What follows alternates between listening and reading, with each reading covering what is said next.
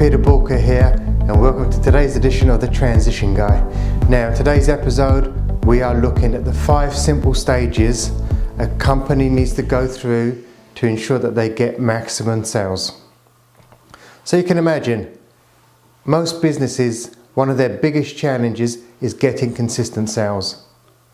And really, in order to get consistent sales, we need to start at the very beginning, at stage 1 of the entire process. And stage 1 is defining your target market, defining who your ideal customer is. So who is your customer? Have you clearly defined your customer? You see, the challenge that businesses have is that so many people out there, so many businesses try to be all things to all people. And that can be really confusing, because what are you actually known for?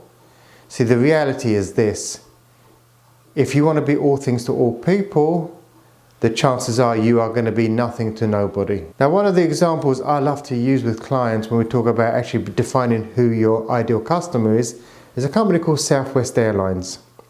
Now, they're an American carrier. More importantly, they're the first low-budget airline that came to existence. Now, Southwest Airlines, they operate on the 3 F's. Lots of flights, low fares, lots of fun. So predominantly their target market was originally the business owner, or the businessman, businesswoman, the business person, executive, etc., that had to do a lot of commuting for their job. So they would be sort of doing the short hops between US cities, etc., and really didn't want to pay the earth for their sort of airline tickets. So what happened was that Southwest Airlines really sort of targeted these people. So if you're a busy commuter, you really want to be on your flight as quickly as possible. Minimal disruption, wheels up. It's quite interesting that when you take Southwest Airlines, they know who their customer is, they know what they're offering, they're so crystal clear. They're the only American airline out there that's made a profit for the last 20 consecutive years. So as a business, their business model absolutely rocks. Now, when you think about it, low fares, well, that's not going to appeal to everybody, because low fares tends to mean that, you know what, you're going to get what you pay for. Lots of flights, there's going to be great frequency. And lots of fun, well, at the end of the day, lots of fun means that there's going to be a bit of messing around on the flight.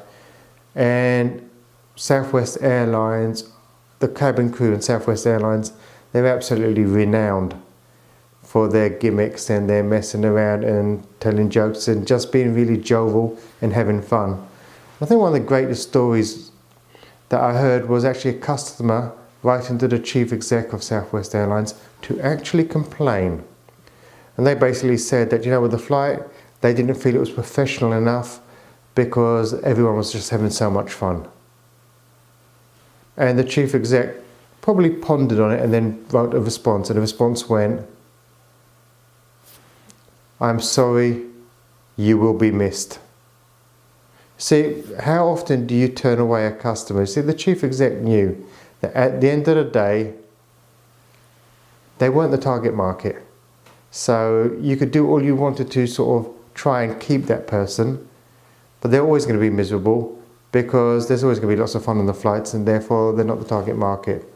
So first and foremost, make sure that you're not selling to people that do not fit your marketplace, that do not fit your service, that do not fit your offering.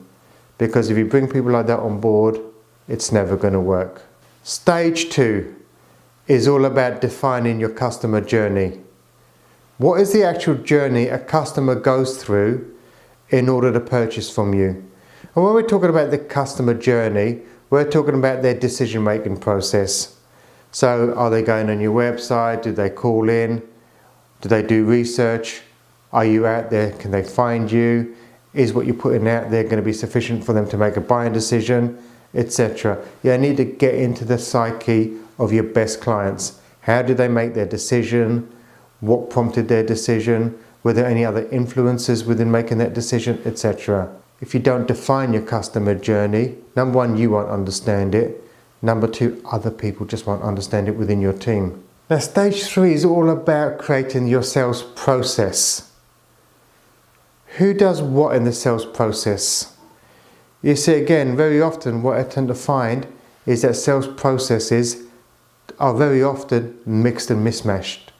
So you'll have either people that try to do the entire sales process, which isn't their strength, and there's parts of that sales process that just gets dropped, or we don't have it clearly defined enough so that other people can pick it up.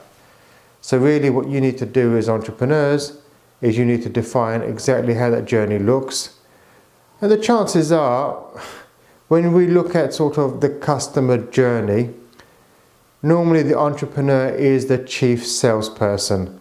So often the founder of a business, they tend to be really great at selling, and they kind of cobble together that journey without realizing it. And then when they try to get other people to do what they do, because it hasn't been clearly defined, other people falter. So please, work out your customer journey. And that could be really boring for you, I understand, but we need to get it defined. Then we move on to stage 4. We need to script what you do. You see, very often entrepreneurs that are great salespeople get really frustrated with their team, really sort of antagonized that their team just don't get it. Yeah, all you have to do is you go and sell it. You just go and see this person, you go and speak to them, and it's all fine. I've got a client actually where the founder is a phenomenal salesperson. Absolutely great. And they don't realize it, or they haven't realized it until I pointed out to them that in their head they've got an entire process.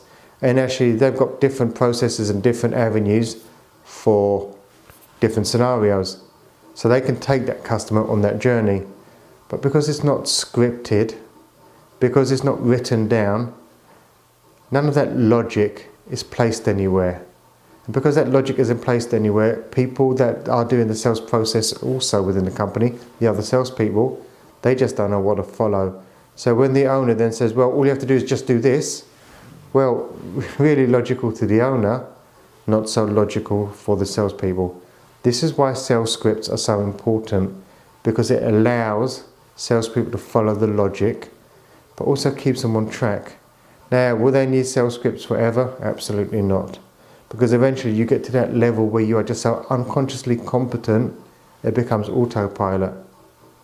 But it takes time to get there. So in order for us to get there, we need to help our people. Now, sales is a profession. Very much it's an art form. It's not something that you just pick up overnight. Yes, there are people that are naturally gifted and talented, that are just natural salespeople, that for some reason, because they have the right attributes, they can just sell sand to the Arabs. But most people that are in sales roles are not necessarily that naturally gifted and talented, and therefore they need to learn how to sell. And this is where a lot of companies just fall down, because they'll say, okay, do you know what, I'm going to train you in sales. And their idea of training may be, well, I'm just going to tell you what to do. Now that I've told you what to do, you go and do it. Poor salesperson probably wants to do the job, doesn't quite understand. Or they go one step further and say, I'm going to send you on a 2-day sales course. So let's go on that 2-day sales course. When you come back, you're going to be a fully fledged salesperson. The reality is, the answer to that is no. When you think about selling, selling is about asking the right questions, by reading the right body language, by being able to listen. I mean, there are so many contributing factors for a great salesperson to be able to perform at the highest level. It isn't just a 2-day course. I'm astounded by the number of salespeople that I come across that have never read a sales book, that have never read never watched a DVD, an online webinar, or anything like that. Come on, if you want to be a true professional salesperson, you've got to learn it. And really, when you're being a salesperson, it's about practice, practice, practice, learning, learning, learning.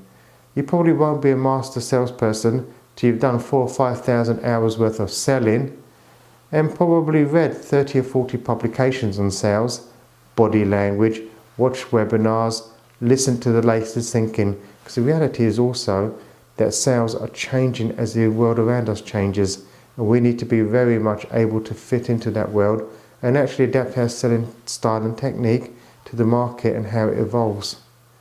So if you are a salesperson out there, you've got to study this stuff. And when it comes to selling, when I came and became a coach, I really didn't understand selling. I now absolutely understand it because I've learned to master it. But that is like sort of 50 books later, not including all the numerous courses I've done, the webinars I've watched, the courses I've watched online, etc. So just to recap on what we covered today. If you truly want to get a sales engine that rocks, you need to go through the 5 stages. Number 1, define your customer. Know who your who is. Number 2, define the journey that customer goes on. Number 3, you need to create your sales process. Number 4, you need to make sure that you have sales scripts in place. And number 5, train your team. Make sure your team takes ownership over their learning. At the end of the day, if you do not learn sales, there is a big chance you will fail at sales. Now, if anything that we've discussed today resonates with you and you want more information, you want to take a sort of deeper dive into it, perhaps look at your sales process in greater depth, need some help around the different stages, please head over to the website and get in contact. And remember, failing to learn is learning to fail.